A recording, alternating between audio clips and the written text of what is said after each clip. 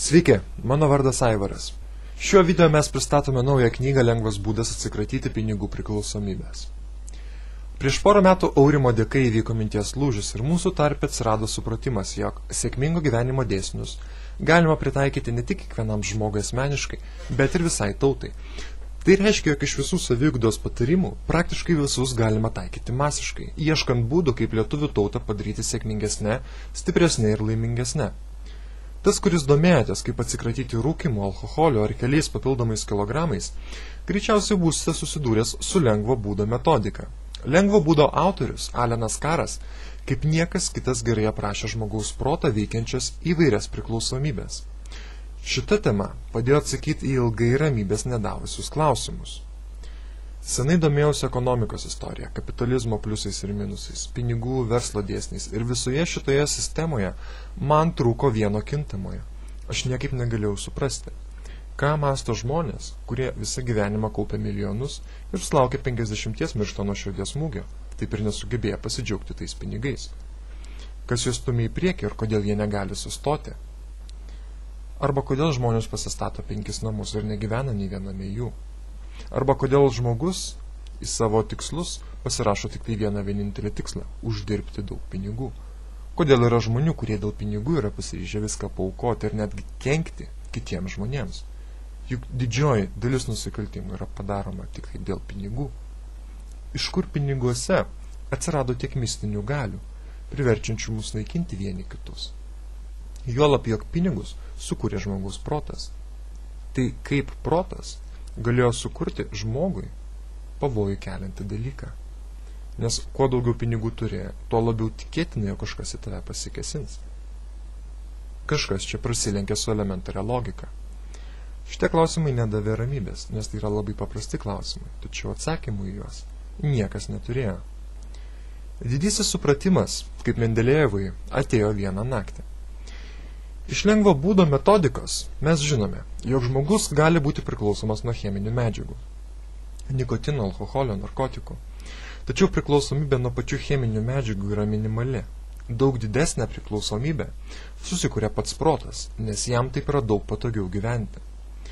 Protas pats suvokdamas, jog jam tos medžiagos yra žalingos, sukuria atitinkamus pasiteisinimus, kodėl jas reikia vartoti. Na, o visiškai nauja ir šokiruojanti mintis yra ta, jog mes sėkmingai galime būti priklausomi ne tik nuo tradicinių priklausomybių, bet ir nuo pinigų. Priklausomybė tai yra ne tik cheminės medžiagos. Iš esmės tai nekontroliuojama sąmonės būsena, kuomet protas pats save intensyviai apgaudinėja.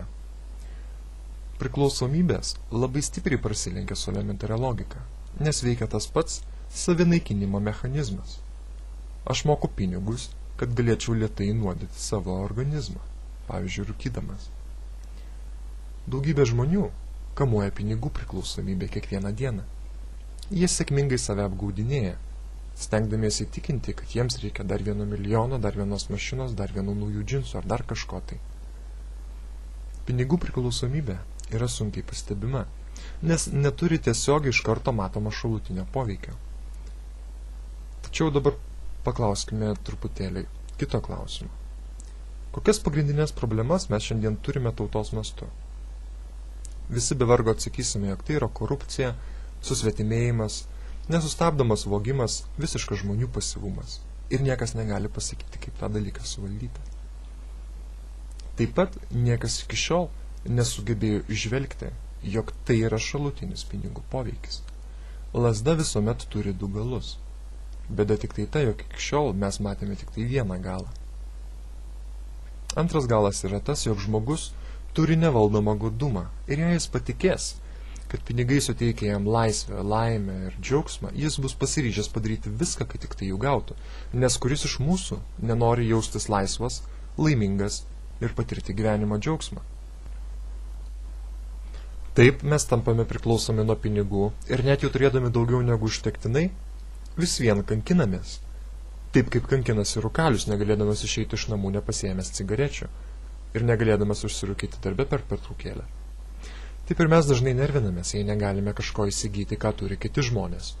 Pinigų priklausomybė turi visus tuos pačius bruožus, kurios turi ir tradicinės priklausomybės. Anksčiau niekaip nepavyko suprasti, kodėl gimsta korupcija. Jeigu pinigai yra toks teigiamas dalykas, jeigu teigiamo dalyko, šiuo atveju pinigų, vystantis ekonomikai nuolat daugėja, tai logiškai mąstant visiems turėtų darytis geriau. Tačiau realybė akivaizdžiai parodė, jog yra vos nepriešingai.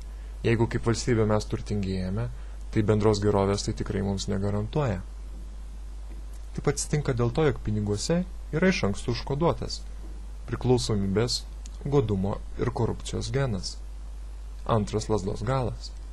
Jei žmogus jo nepastebi ir neturi jėgų ir žinių, kaip tai sukontroliuoti, atsitinka tai, ką jūs kasdien matote per kriminalinės naujienas. Apsivogusius ir kišininkaujančius valdininkus, oligarchinius verslininkus, neaišku kieno interesus atstovaujančius politikus, degradavusią žiniasklaidą ir galų gale pasimetusią liaudį, kuri kaip uodegą pabrukęs šunytis, cypsi protestuodama ir nieko pakeisti negali. Dėl ko mes pykstamės vieni su kitais?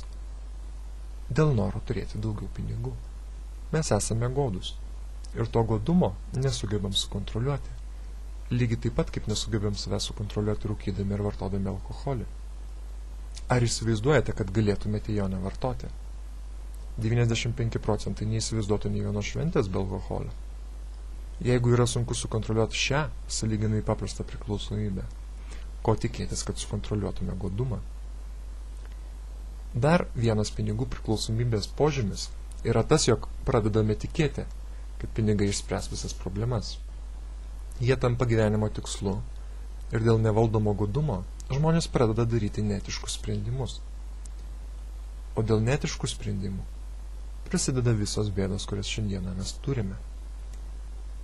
Ryšys tarp plaučių vėžio ir rūkymo taip pat ne iš karto buvo nustatytas. Ir ryšys tarp pinigų priklausomybės ir šalies bėdų jums geriau paaiškės, jeigu bent šiek tiek plačiau paskaitysite tai, ką mes parašėme. Perskaičius knygą, jūsų asmeninės ir šalies finansinės bėdos atrodys vaikiškai naiviai. Suprasite, kur yra kertiniai sprendimai ir tikroji problemos esmė. Jeigu mes visi kartu išmoksime įveikti šią priklausomybę, mes veiksime visas problemas, kurias šiandien turime. Ir tapsime daug kartų sėkmingesnė tauta, negu esame dabar. Juolab, jog dabar turime visus atsakymus, kaip išspręsti mus kankinančias bėdas.